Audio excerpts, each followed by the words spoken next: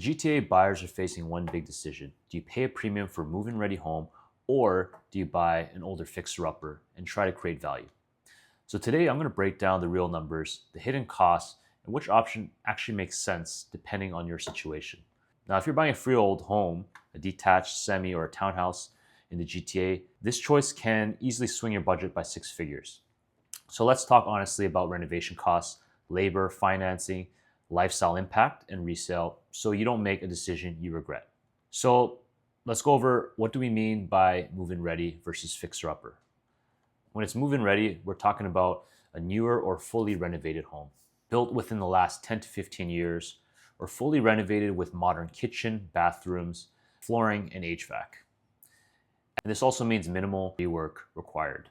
For a fixer-upper, this is an older GTA housing stock, typically built between the 1950s to the 1980s. You have the original kitchens or baths, older wiring, plumbing, and insulation.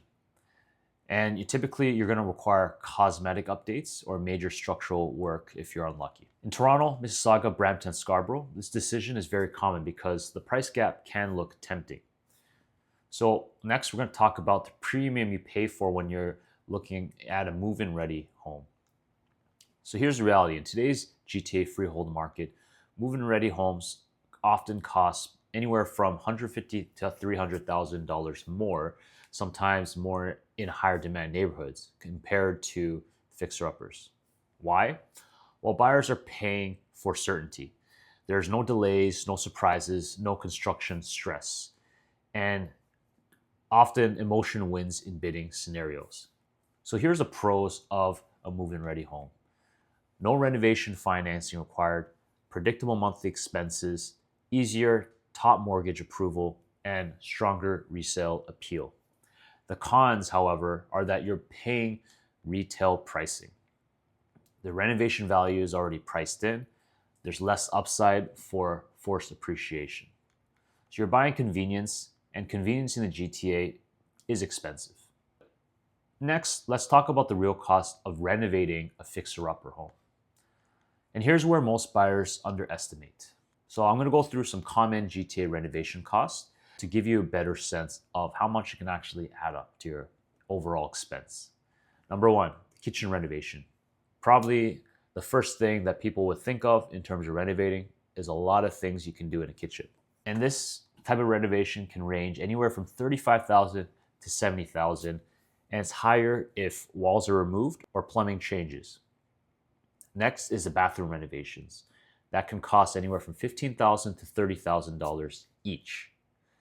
So next, if we talk about flooring, that could price anywhere from $8 to $15 per square footage installed. So overall, you can look at a budget of $20,000 plus for a full home floor renovation. Next, you have the electrical old wiring upgrades, and typically you need to bring it up to code if it's really out of date. And in order to meet today's electrical demands, that could be $5,000 to $15,000 plus. Next, you have plumbing, and that could be $5,000 to even $20,000 depending on how significant the repairs are. You have also window repairs. That could range from $1,200 to $2,000 per window. And next, you have the roof, and that could range from $8,000 to $15,000. So overall, if you're looking at the full interior cost, that could be $120,000 to $250,000 plus. And this can be very common. Now, I haven't even talked about labor costs, which really can kill your budget. Skilled trades in the GTA are very expensive, and it's busy. Renovations are almost always taking longer than planned. Delays equal extra rent, extra mortgage payment, and extra stress. Typical timelines, if it's a light cosmetic rental, 2 to 3 months. But for anything major, that could be anywhere from 4 to 8 months plus. If you're working full-time or you have kids, time becomes a cost. So next, I want to go over financing and cash flow impact. For move-in ready, you have one mortgage, one clear monthly budget, and lower emotional and financial risk. For fixer-upper, you need renovation cash or a refinance or construction renovation mortgage. And there's additional carrying costs during renovations. And you also run the risk of budget overruns, which most likely will happen. And the worst thing is if you're house rich but cash poor, and that could be one of the regrets that you see. So next we'll talk about the resale and long-term value. For move-in ready home, you have an easier resale because everything is already nicely upgraded and up to today's standards. You have a broader buying pool, especially in the buyer's market where buyers can be more picky, they have more options. But you have limited upside if the market stalls, just like in the market we're seeing today. For fixer upper, you have a potential for forced appreciation because of the value put into the home, but it only works if you buy at the right price and renovations are done properly, but also that you don't over customize. Sometimes the things that you think adds value for yourself may not necessarily be valuable for someone else. And over renovating for a neighborhood is the classic GTA mistake. So final verdict, which one should you choose? Choose a move-in ready if you value predictability, you're stretching your budget, you don't want renovation stress, and you plan to live there long term. And choose a fixer-upper if you have renovation experience or strong guidance, you have cash reserves, and you can handle delays because you're buying well below the market value.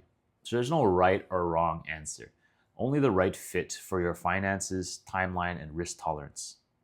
And if you're debating between a move-in ready home and a fixer-upper in the GTA, I'm happy to run the numbers with you and work through the real examples before you commit.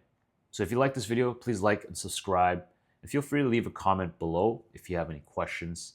Till then, I'll see you on the next video. Cheers.